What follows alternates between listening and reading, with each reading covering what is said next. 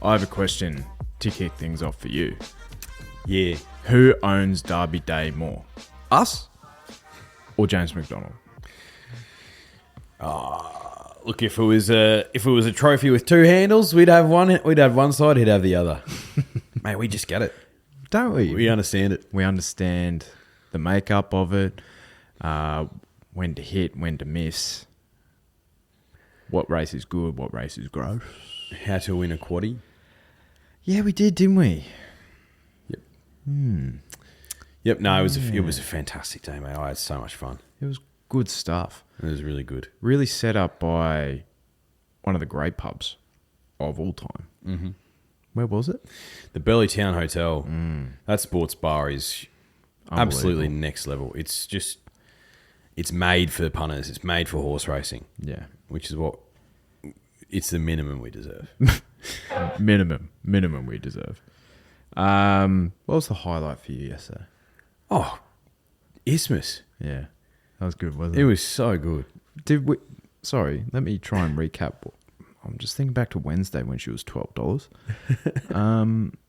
Did we say that we owned that race? We own that race. I don't think we've ever lost it. I don't think we've ever lost that race. No. I think we were both keen on it, weren't we? Sure were. At 12s, and she started around 7s, huh? The market knew. Wow. So did we. Wow. So did we. She just put him to the sword. The daughter of Shoals. Those silks.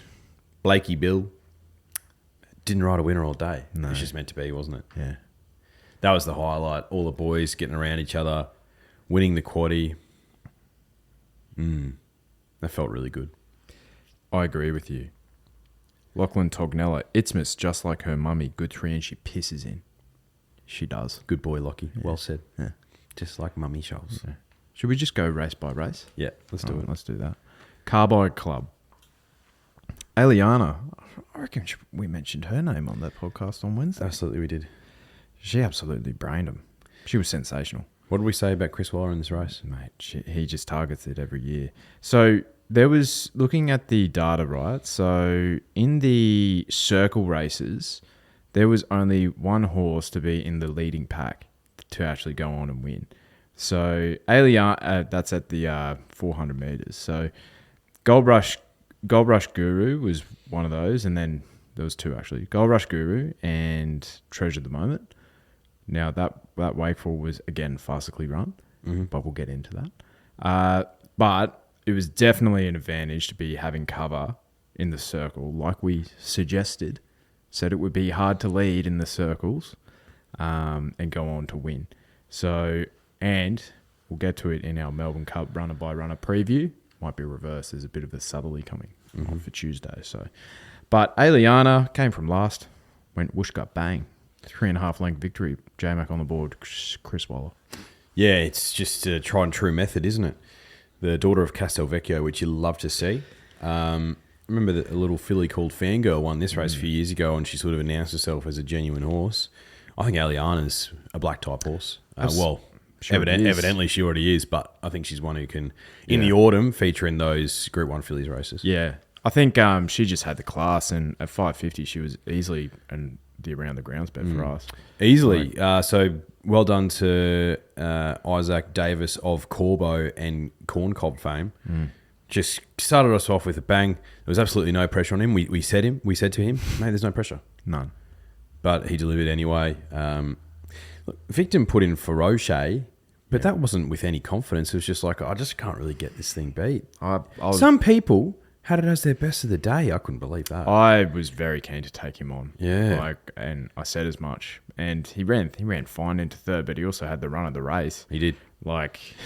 He should have been winning from there, but yeah, I'm always keen to take on the Guineas form a little bit in the Carbine Club. It just stinks of a little bit of an afterthought, which I've banged on about in the past on this podcast. But Aliana, that Sydney filly on the rise, I think she's got bigger fish to fry. Yep. Now, the Vanity, Zaitung, we did not mention her name on the podcast just because she can run on a bit. She can run on a bit.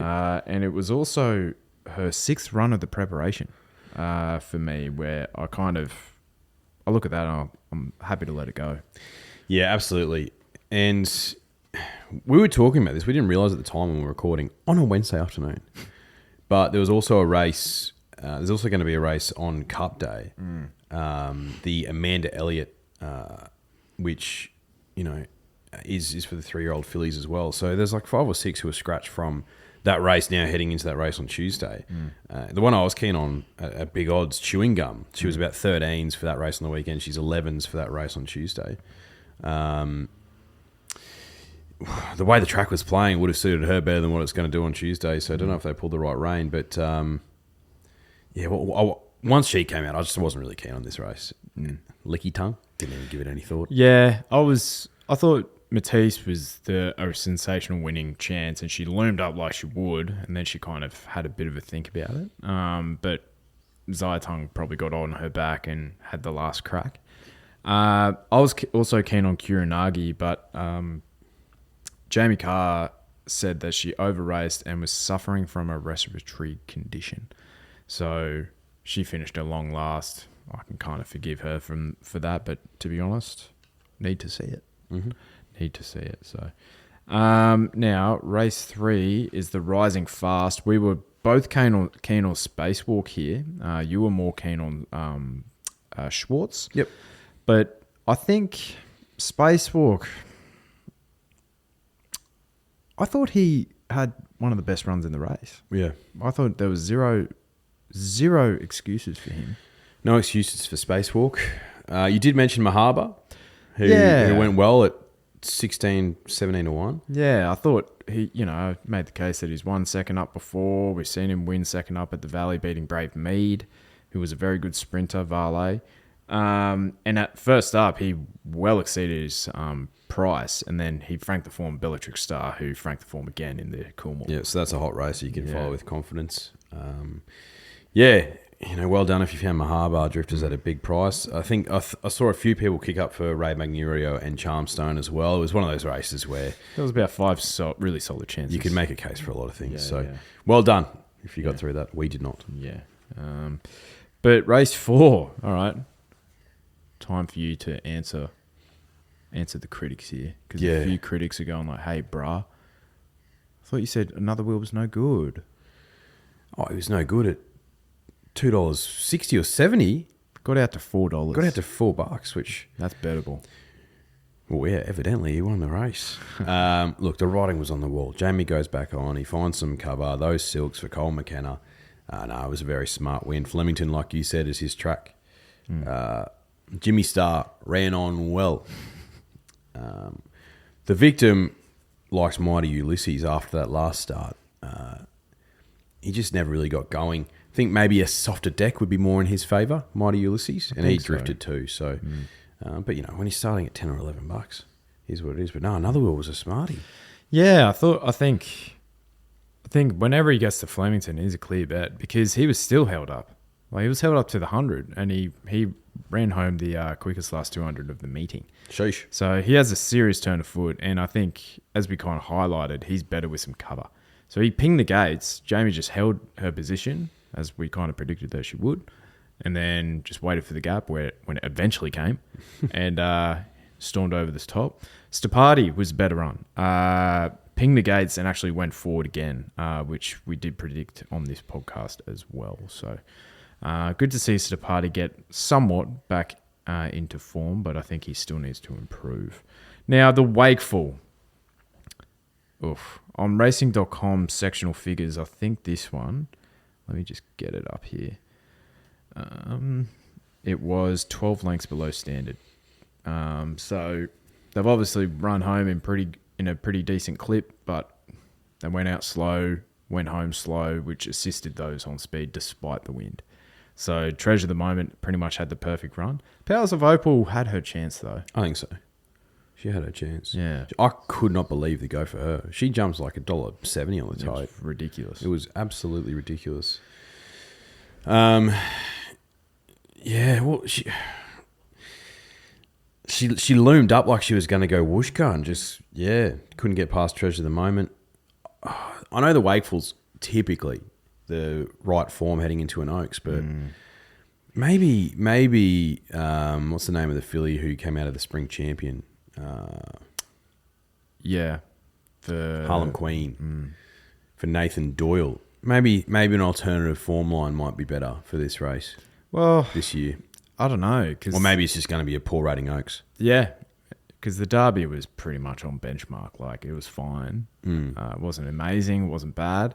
But, yeah, I think the staying features this year are just really difficult to kind of predict. So, my on-top selection, Hurry Curry, scratched at the gates for breaking Jamie Carr's nose. Far from ideal, but, you know, she was drifting on the day anyway. So On the drift. Now, the Coolmore Stud Stakes. The first leg of the quadrella. Yeah. I might play you a little video. Oh, you know. Remind me to cover. Actually, before we do that, I want to raise this photo with you, which we posted about Corey Brown's hairline.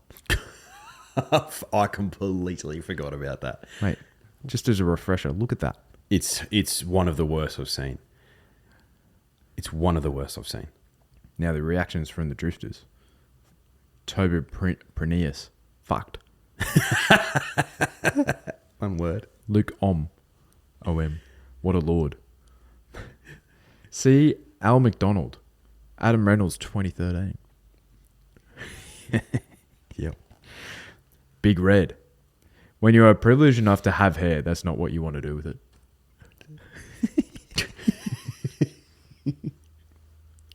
That's funny. Corn cob corno. Squirrel emoji.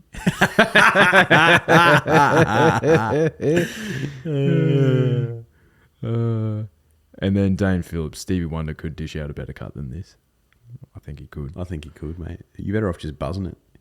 Or just getting rid of all of it if that's what you want to do. Why if you're showing so much of your skull, why not, you know, just get rid of the entire thing? It's unbelievable. It's so bad, isn't it? It's one of the worst I've ever seen. Mate, I tell you what, if he was walking in the yard, he wouldn't be my pick. Corey, he was a phenomenal jockey, and it was great. And his career finished earlier than what it should have. Tough bugger, I tell you that much for free. I don't know what he's doing with that haircut, and you don't look at the form guide and tip your pick of the yard out of that. No. That's not how it works, bruh. No, it doesn't work like that, bruh. Love you, Corey. Yeah. That's a rude fucking haircut, Yeah, bro. Like, that's a horrific haircut. Yeah. What? Easily top 5 worst. Now, track got upgraded before the Coolmore started to a good 3. Still think it was playing pretty fair, all things considered. But Switzerland pinged the gates here. Didn't he just? And then Jmac's like, nah, bro, woo up, champion. Dude, didn't woo up. Bodyguard, bro. He went so quick. Now, I think, let me have a look at the stewards report here. I think Bodyguard is he's lame. Like, oh, really? yeah, I think he might have been like 4 out of 5 lame, or was that another horse? But so I think there's like obviously an excuse for him. So he was clearly like pinging the leads, but yeah, maybe he wasn't 4 out of 5. I've seen 4 out of 5 somewhere, but yeah, he was lame Bodyguard. So there's definitely an excuse there, but he injected some speed in there. He certainly did. And you know what the winning move from Jmac was? Holding his position and knowing that Growing Empire likes to go forward. And he's like, you know what, bro? I'm going to get on your hind quarter and then I'm going to go, see you later. Bang. It was a masterful ride. Yeah. From Jmac. Masterful ride. And what I was actually thinking, watching the replay on the way back from the coast, you know how he mentioned, you know, Blake's got a big ride in him, and your vibe anecdotally, and I was probably in agreement with you, was don't see that as often from Jmac because he does shit like this all the time. Yeah, that's true. And it wasn't an eye catch like, oh my god, but that was one hell of a ride. Yeah, I would 100% agree with that. Yeah. You were shit scared of him.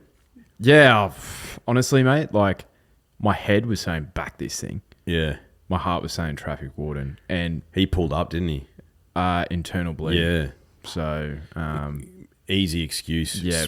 Spell bro, bring him back for the autumn. Yeah. He's a good horse, mate. He is. He's just there's enough on his resume to go like, oh, I kind of need to see it now. Yeah, I think so.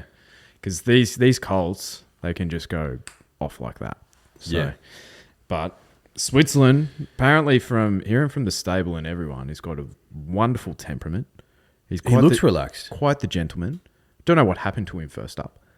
No. But a masterful training performance. Yep. He goes awfully close to winning that Everest, I think. Well, he beat the horses that ran third and fourth in the Everest. Both ran third here in a dead heat. We nailed the first four. We said there's 5 horses that can win this race, and they finished 1, 2, 3, 4, and Traffic Warden had clear excuses. So, did I have the trifecta on? Absolutely not. What to pay? Wouldn't have paid that much. No, I wouldn't have paid $160. So, whatever. But move on with your life. Yeah, it was a hell of a win.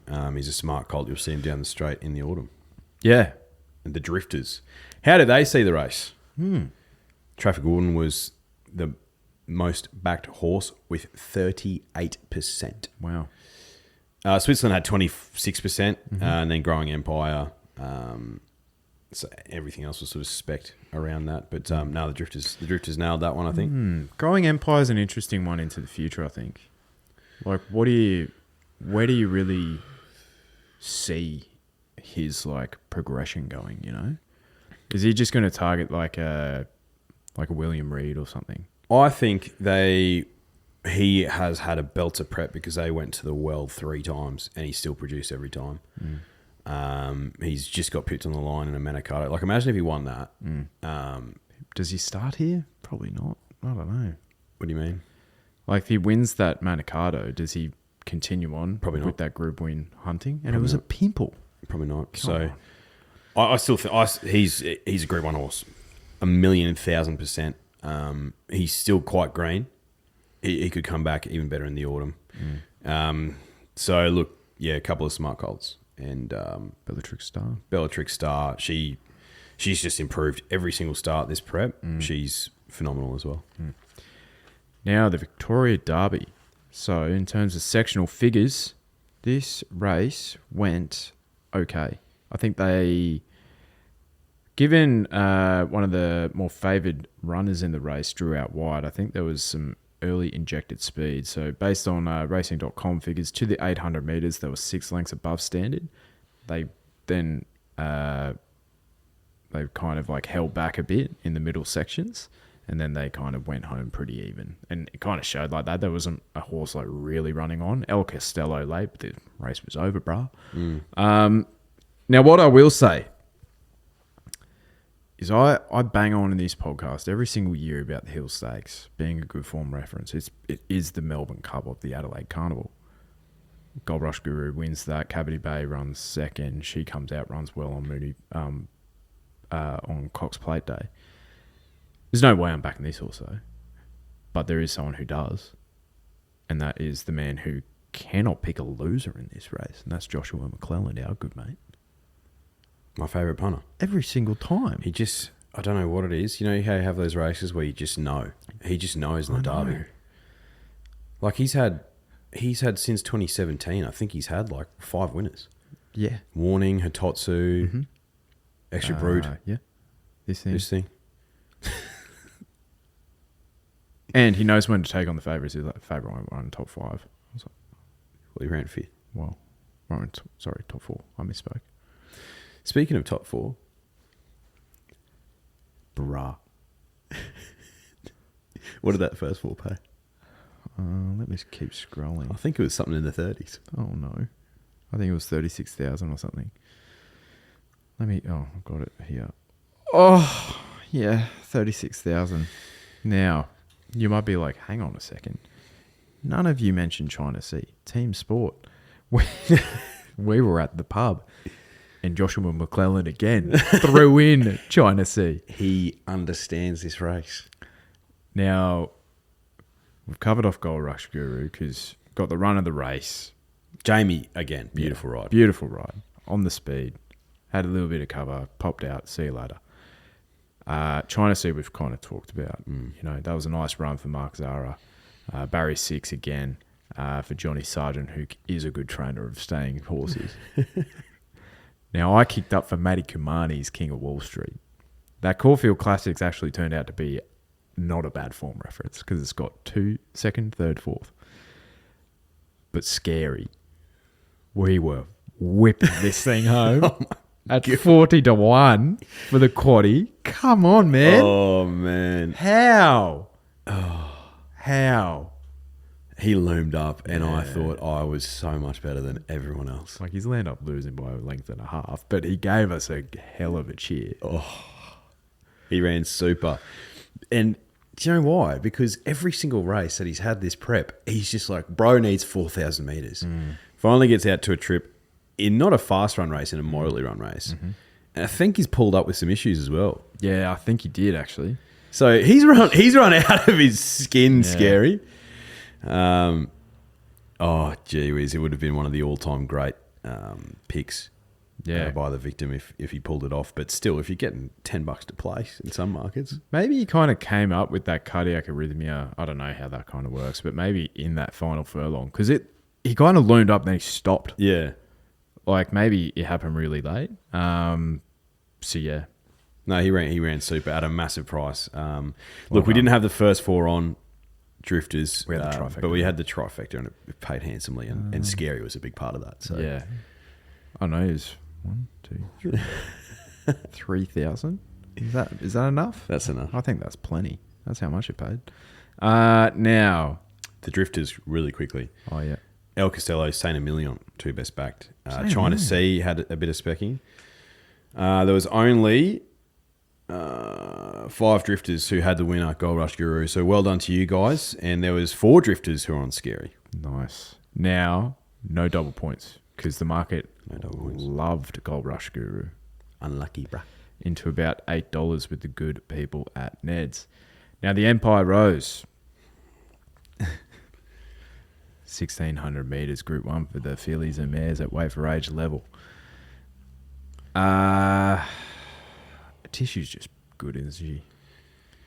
She's so track. Just looped them. She had the A1 form.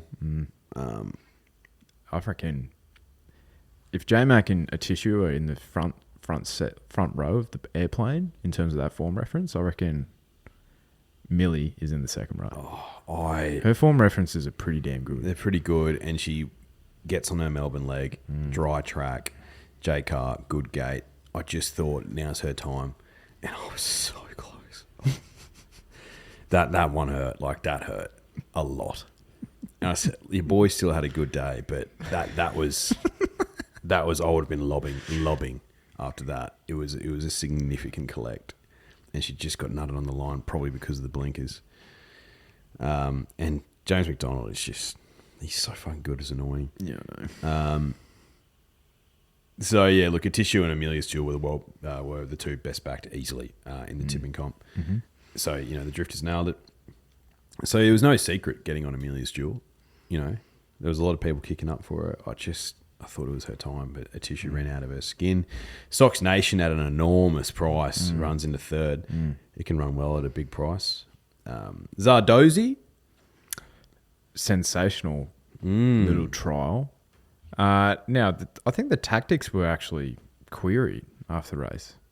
Really? Yeah. It's like, well, what did you want her to do, bruh?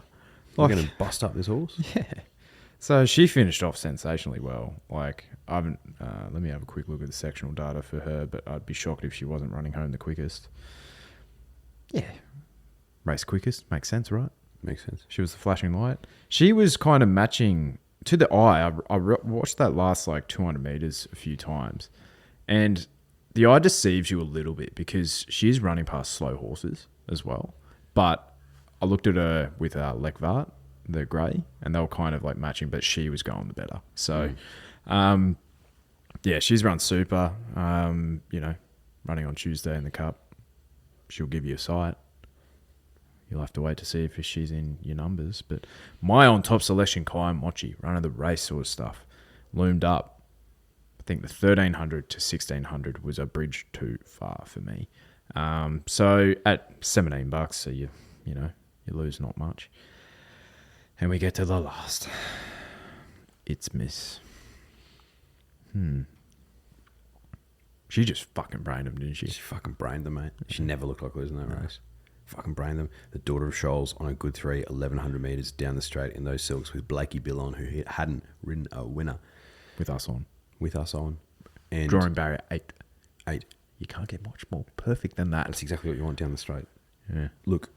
She has options. How often do we see I'm invincible mares when they get a bit older, 4 or 5, start to really come into their own? She's 4. Dismiss. She's 4.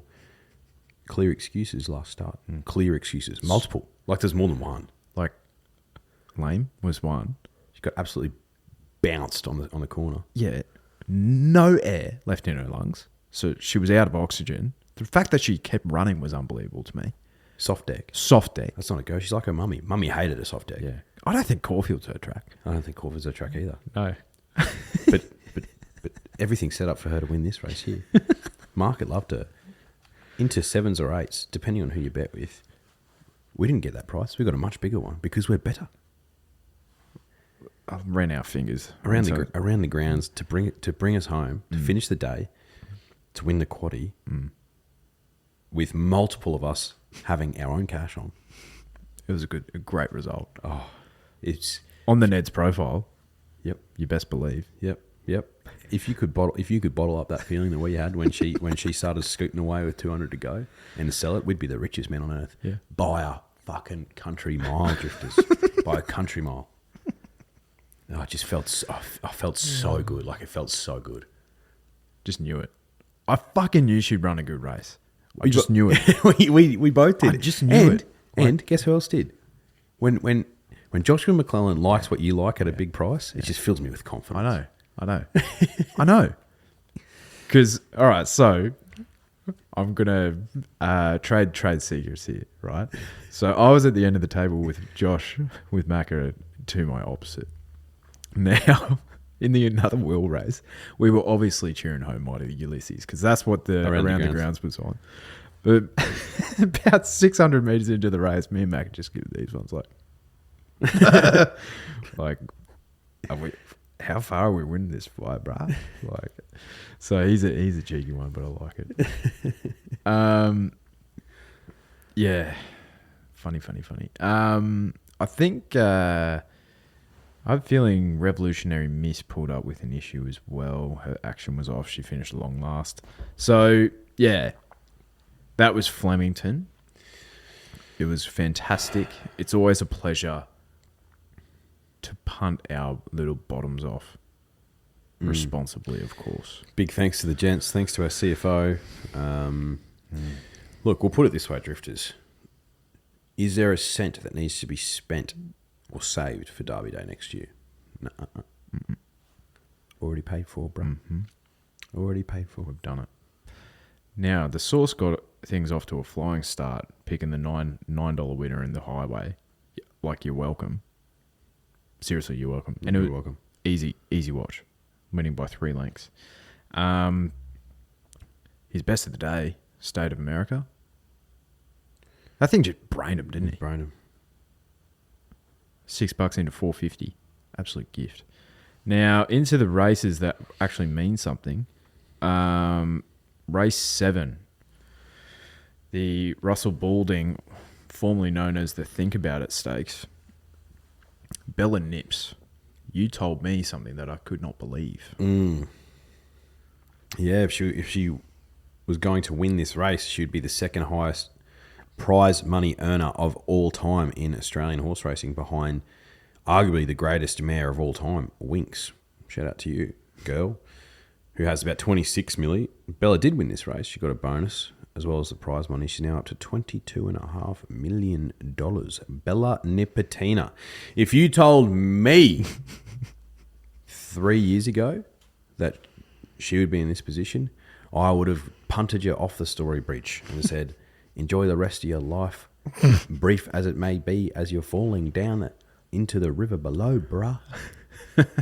So when you were talking about like the average collect for Bella Nips earlier in this season, how much was it? So I think when she won the Tiara, it was something like $250,000 on average. Every time you took it to the track, you'd collect as the owner. That is now up to $392,000. That is wild. That is wild.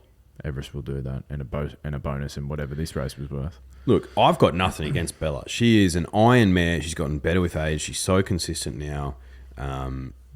She tries her guts out every single time, and you're still going to get a bettable price for every time she goes around. I've got nothing against her, but I think her being second on the all-time prize money list is not a reflection of how good she is. It's a reflection of the Sydney prize money bonanza, and they're just cashing in. And you know what? Full credit to them.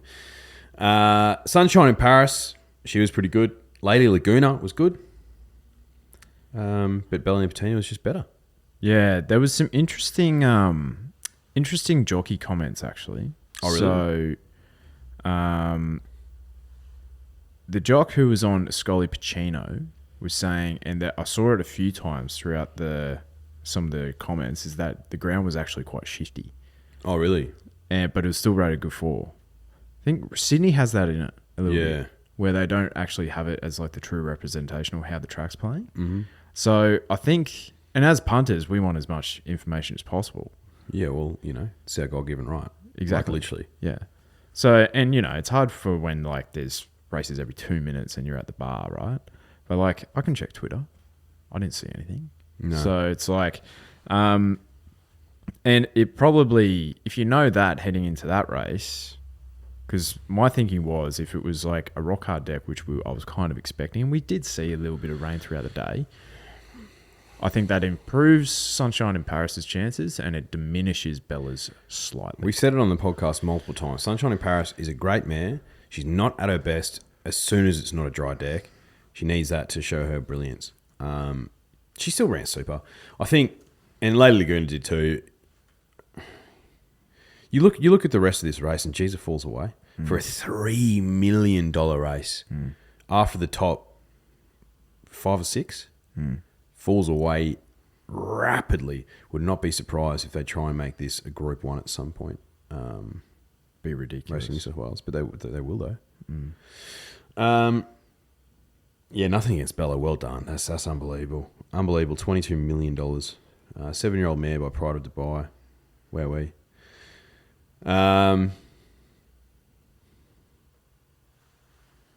Good on you. The stablemate was who I was thinking of. King of Sparta, not Bodyguard. 4 out of 5 lame. So Right. yeah, he's clearly got an issue. So all the King of Sparta fans, he finished off beaten 5 lengths. So I think he's run pretty well, all things considered. Lady Laguna was super. Sunshine in Paris, as mentioned. Marzu is in a rich vein of form. He is. He's going super. Yeah. Love to see it. Yeah. Now, the Golden Eagle. What drama unfolded here? Yeah, wowee. So, yeah, the short price favourite, Ascoli Pacino, unseen in this field. So she settled 13th at the 800, 14th at the 400, and finished 12th. Beaten 4.5 lengths. Do you reckon that was the deck? That's what... so, let me read out exactly what this says. It's saying a lot here. So, when questioned regarding the performance of Ascoli Pacino, Moreira stated that he felt the mare's performance had been slightly impacted by the crowding it received at the start. He said that the mare nonetheless appeared to travel comfortably when trailing Jolly Star throughout the middle stages, and he was at a loss to explain the disappointing finishing effort. Moreira offered the view that Ascoli Pacino may have performed well below its best due to the travel and also to the racing surface, which softened by showers throughout the day, which differs to the firm surfaces which the mare has performed well in Japan. A post-race veterinary examination revealed the mare to be coughing as well. Oh, right, okay. Clear excuse. Clear excuses. Do you know who would have had a world of excuses and still won the race? But he unfortunately finished second, Lazard. He ran super. What a tough horse. Mate, very tough. And the sectional data even backs it up. So the Golden Eagle, there was 3 1,500-metre races on the day. On raw times to the 600 metres, this race would have been leading it would have been leading Battleton, who won the last, by 20 lengths. And it would have been leading Kingston Charm in the midway, which was also a 20-horse field, would have been leading that race by 5 lengths. Wow. So, and then on raw times, they've beaten home Kingston Charm and the midway by nearly 7 lengths. And they've beaten home Battleton and that mob of yaks by 14.5 lengths. So it's rated really well, just based on the raw times and everything. He's done the donkey work, had to work to find the lead, look gone, found again. Tough horse. I said, with like 200 to 300 metres to go, I was like, oh, he's gone. And I said, no, he's not. He just found again. Yeah. What a tough horse. Yeah. Jeez. Bray, Aussie, do you want to buy this one and race it in your silks? Bring it over? Because I actually want you to, because I tell you what, he'd do a job in our racing. Yeah, he was super. Look, there's only one drifter who found the favourite, Lake Forest. Favourite? Not the favourite. Who found the winner, Lake Forest. So double points there, Lucas Wilkinson. Well done, brother. So that's 6 points. He also had Switzerland and China Sea. So he's had a really good day, 10 points. Nice. So well done, mate. Wow. Lake Forest. What was his name? Luke? Lucas Wilkinson. Lucas. You're a sicko, man. Yeah, you're a sicko. Fucking hell. You're a sicko, bruh. This thing has had 7 starts and all of them at 1,200 metres. That's sicko mode. We never would have found it. So well done, brother. Yeah. It was a spread, to be honest. In the Golden Eagle, there was like nearly 20% on Ascoli, 15, a bit more than 15% on Steffi. Kitty Cat Tom had 10%. So it was a bit of a spread. Lazat had 18% as well. So this might just be because the internationals dominated the market, and therefore that's where I was tossing up. Well, I was keen on the Japanese thing, Ascoli, and Lazat was my second pick. Wasn't excited about the Golden Eagle. Do you know what I mean? In general, yeah. Yeah, I didn't get that feeling that in previous years that I got from it. Did you? How did you feel about it? Yeah, I think so. I think it might be a consistent thing as more internationals targeted. Like last year, I probably felt the same as well. Yeah, I was definitely like, yeah, it's a bit meh, I guess. Yeah, I think that's a fair statement. It's just really hard to line up these form references, right? Yeah. And it's a bit like the Melbourne Cup as well, where it's just so many internationals now that you sort of like, there's no story. Whereas the Coolmore yesterday was phenomenal because we knew all those horses for, a good 12-month period almost. Switzerland went around in a Golden Slipper, Lady of Camelot. So, yeah, I wasn't really buzzing with the race, to be honest. Do you know what? Do you think a horse will ever win the Everest and then win a Golden Eagle? Like, they'd have to be an absolute freak, wouldn't they? Yeah, well, if Jolly Star was the best credentialed, I think she's finished like 6th or 7th in both. Yeah. Like, I doubt it. That'd just be insanity, wouldn't it? Yeah. Never say never. No, you never say never. Kitty Cat Tom ran super. Steffi Magnetica. Oh. Yeah. Yeah, what were your thoughts on the protest? We have to protest, but you finished 5th. Like, sorry, bruh. You pulled the wrong rein. But I think people who are on Steffi can feel a little bit dirty. I think so. Yeah. Yeah. You have the right to feel dirty, Yeah. I think. Lazat, second verse first. Frivolous. Like, he did come in, but the race was over, bruh. he won by over half a length. Yeah. Like, I get it. For $10 million, I'm throwing in a protest as well. Yeah. But, like, He deserved to win that race. Yeah. He's by territories, which is interesting. Territories horses usually get out over further. Has he been over a mile before? Lazar? He's raced at the 1,500 metres 3 times before, I think. Okay. Yeah. Yeah. So, yeah, he's like the typical sprinter miler. Yep. In France. Yep. So yeah, lots to unpack. I think there might have been, there was some questions from the drifters just going like, what were your thoughts on, Big Red, Steffi was robbed. But yeah, I think Steffi gets the gap, she wins, maybe. I don't know, the winner was flying. Yeah. It's tough to say, but Steffi ran super. She's just a very good mare. Yeah. And It's just crazy how horses can just like turn around their form. Because as an early season, like filly, she was terrible. Yeah. Just matured into her body. Yeah, I think the thing with Steffi is, though, you're going to have your heart in your mouth every time she goes around because of her racing style. So just be cognizant of that, I think, drifters. Yeah. Now, the Rosehill Gold Cup. This will be the last one that we cover. Faulkner Park.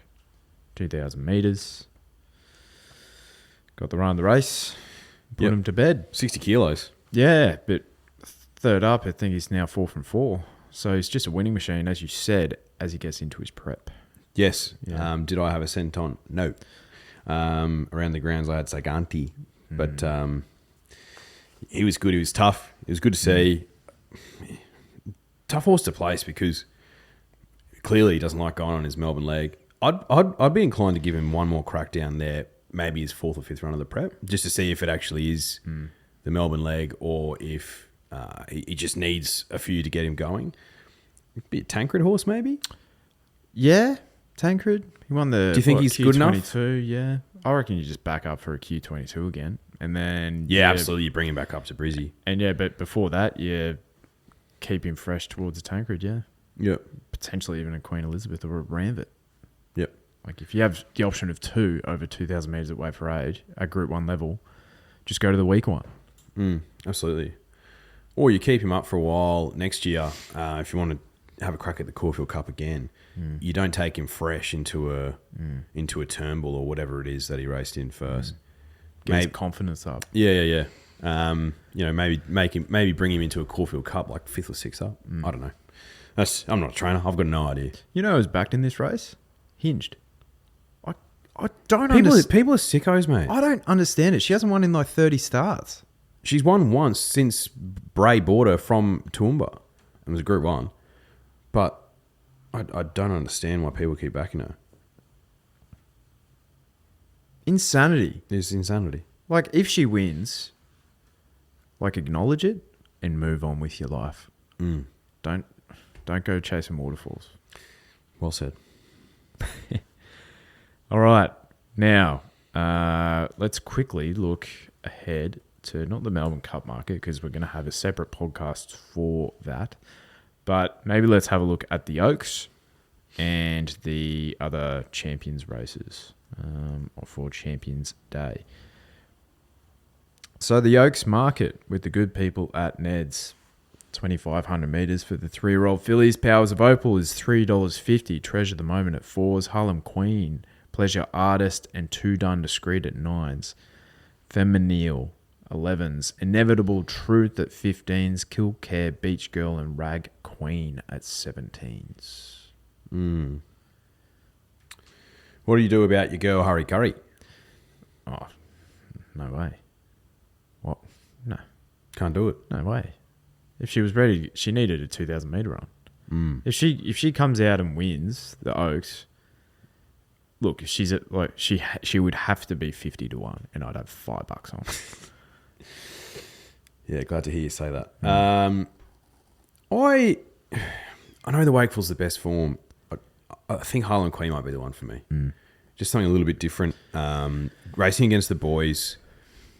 Looks like a horse that will enjoy getting out over further. And I'd rather take the 9 or so bucks because, Powers of Opal, I feel a bit burnt from that. And Treasure the Moment, if they walked up front. And her bloodlines, Treasure the Moment, I think she's by Written Tycoon, or maybe Alabama Express, I can't remember. Doesn't suggest that the extra distance of the Oaks because it finds out a lot of horses, doesn't it, that extra 500 metres? Well, we found out with her Schnitzel colt yesterday. Forgot about that, yes. Saint Emilion. So he is of all the Schnitzel progeny, and there is plenty. He's Schnitzel's impregnated a lot of mares. He's the one that has won out to the furthest distance. And that was 2,200 metres in the Geelong Classic. Yep. Now, that form was terrible, as it turned out, as I should have realised. But it just, for these staying contests, and it's such a good point, right, is I feel like there needs to be elements for the 3-year-old features at least. And I feel like stays can kind of like, I don't know, potentially like progress into it if they're harder and like older maybe. Yep. But like for the 3-year-olds, that progeny on both sides of the family I think is more important. Absolutely. Yeah. It actually means something. Yeah. So it's like, that's definitely something I've learned with out of the Derby. The other thing is, and I do this every year and I disregard it this year, I don't know why, is the horses they're in their second prep when they win these saying features. Mm-hmm. I think 3 of the top 4 in the Derby were in their second prep, and there was only 7 of them in the race. Yeah. What am I doing? You need to learn your lessons because you bring up good points. I know. I need to listen to myself sometimes. So, yeah, I'll be looking for all of those types of things in the Oaks. The ones that I'm interested in, and I need to look into their pedigree and rewatch that Spring Champion as well, is Harlem Queen, Pleasure Artist, and Rag Queen. Rag Queen's the one who I think is looking for this trip, and I guarantee you that she's already had a prep because she ran on Magic Millions Day. So, she would be, third or fourth prep, I'd imagine. So, they're the ones that we could potentially have a spec on. Quick look at Harlem Queen. She's by Brutal. Also, we've spoken about pretty recently on the podcast. Look who's the mile winner. I think he could have stretched out over further. Her dam was a sprinter by the look, so maybe there's some question marks there. Her dam's by Fastnet Rock, but they're weird. Like Buckaroo and V Sistina are by Fastnet Rock. Yeah. And I think Absurd maybe. Absurd is by Fastnet Rock. And he's won over 4,000 metres in Europe. Doesn't make any sense, hey? So I'm just going to see who's Brutal's daddy real quick, because maybe there's some more staying progeny on that side. He's by O'Reilly. So, yeah, O'Reilly's could get out over further. Yeah, okay. Yeah. Makes sense. Just skips the generation, Yeah, maybe it does. Now, let's go to Champions Day. The Champions Sprint, 9th of November. Giga Kick at 4:20. Overpass at 5s. Barraquil at 6s, huh? Bella Nipotina. It's almost like he's a Group 1 quality horse. Bella Nipotina and Estriella at 7s. Estriella at 7s. Give me a spell. Sunshine in Paris at 9s. Bellatrix Star at 11s. I'm Unstoppable at 15s with Jolly Star Magic Time. Interesting. Surely she's going back to a Rupert Clark, though. Magic Time? Yeah. I think so. Yeah. That makes sense, yeah. Because if she was here, $15, huh? And then Private Life is confirmed to go to this race. Stepping back from the Guineas, freshened up for this at $17. Fascinating. Right to Party Street and Angel, the same price.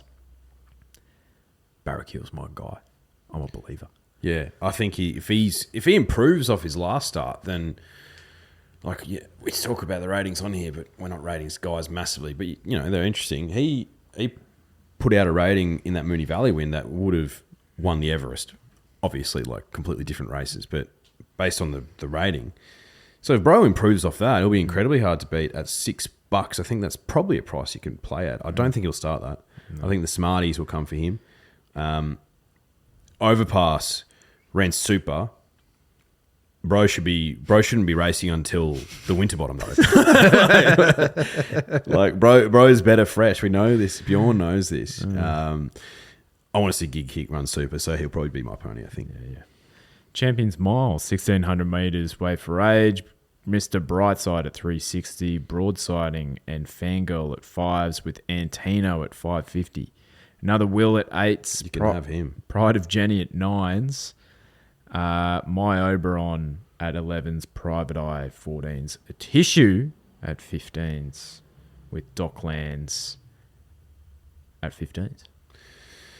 This is a fascinating little race. Post Antino's win in the Toorak, does he just find another level that's just more... Will he do that again? I highly doubt it. But does he find a level that's just below that more consistently, maybe, now that he's done that? Potentially. He's probably the one for me that I'm leaning towards. Broadsiding's interesting over a mile. I think he ticked the dry deck box on Cox Plate Day, like, obviously. But I still think... I think you're right in what you were saying. he's like a sunshine in Paris, but the other way around. Broke and run well on a dry deck, but I think for him to be his absolute best, he needs a bit of cutout. Yeah, I think. So, haven't looked at the forecast. If there's some rain around, I don't think there is. On that deck that we saw, depending on the breeze, I think Antino might be my pony again. Let me have a quick look at the wind for next weekend. Because, yeah, Tuesday it's a southerly, and it's a slight southerly. It's not too bad. Right. Southwesterly, 15 to 25, which is literally what it was on Derby Day and Champions Day last year. So prior to Jenny, at $9, without any prognosis to do the donkey work, she's going to be 4 or 5 lengths in front here. At $9. Good track. Back to Flemington where she races her best. I think that's a bet. That's a bet. People, if you can forgive her for one run, people jump off the train very quickly. Yeah, we stayed on the train last night. Yeah, we did. When you're winning, yeah, Caribbean Stud. It's up for review. I don't know if it's a game of ours anymore. I just think Matt Dolan's a smart man. He was right. Yeah. It just makes more sense, doesn't it? Yeah, it does. It makes way more sense, yeah. And it's fun too. Yeah. So yeah, that's the Champions Mile. The Champions Stakes now via Sistina $1.65. Broadsiding at 5s. A Tissue confirmed to go here, I believe, at 7s. Elias at 9s. Docklands 11s. 12s rather, with Orchestral. Lol, we didn't even talk about her. She missed the kick again, 2 lengths. What I was saying. She came second last. What? Did I give her any thought whatsoever? No, mate. No. Orchestral at 12s, Fangirl 14s, Duke DeCessa 15s. Without a fight at 15s, he's confirmed to be here. So your boy's going to have something on him. It'd be a mighty effort. I'll tell you that. It'd be a mighty effort. He's going to be fat, but I love him to death. He's a very good horse. I'm going to have a little speck at him. I would love to see Amelia's Jewel in the quick backup run over 2,000 metres because I think she'd run well. I don't think she wins the race, but we haven't seen her out over a journey since she was a 3-year-old filly. So I'm fascinated to see how she goes. How do I get Via Sistina beat in this race? That's a question for me to answer on Wednesday. Who's going to win? Who's going to take it up? Maybe Docklands or something. He ran pretty well in the Cox Plate, all things considered. He did. I think I've heard them confirm that they're going here instead of the mile. I think he's better suited the mile, personally. I think he'd be a better winning chance in that race. So maybe Elias will do the donkey work up front, potentially. But, stinks of afterthoughts, that thing. So, but yeah, what a day. Good stuff. Yeah, it was a phenomenal day. It's literally what dreams are made of. We cannot be questioned about our Derby Day performance. No. Like last year, it was the wind's fault, not ours. It was the wind's fault, not ours. And full credit to the CFO because he saw the writing on the wall last year for our punters' day. He's like, we're like halving or quartering our stakes here. Yeah, it's like this is fucked. And he was dead right. Yeah, and we were the beneficiaries this year. We had a hell of a good time, and I tell you what, like I said, if you could just bottle that feeling up, it's just so good. Yeah, the boys. Yeah, the punt. Derby Day, still number 1 on the calendar. Thinned out a little bit and still number 1. I think Channel 7 was talking about Golden Eagle raining on their parade. The Golden Eagle Day raining on Derby Day parade. It's like, nah, bro. Grow up, Bruce. Yeah, come on. Yeah. Come on. I just said Golden Eagle. I was a bit like, I agree, yeah. Like for $10 million, it should get me a little bit horny, but it doesn't. Like I was a little bit. But was I like real horny like I was for the Everest? No way. Yeah, I was big time horny for the Everest. Big time horny. Yeah, like I was way hornier for the Coolmore than I was the Golden Eagle. Way hornier. Traffic warden style. Yeah. Naughty, horny colts. All right. Well, in your podcast feed, you'll probably see a Melbourne Cup runner by runner preview. If it's not there right now, it'll be there very shortly. So if you're having a play in the Great Race, do it with Neds. Do it responsibly. Thanks for listening. We'll see you on Wednesday as well. Bye-bye.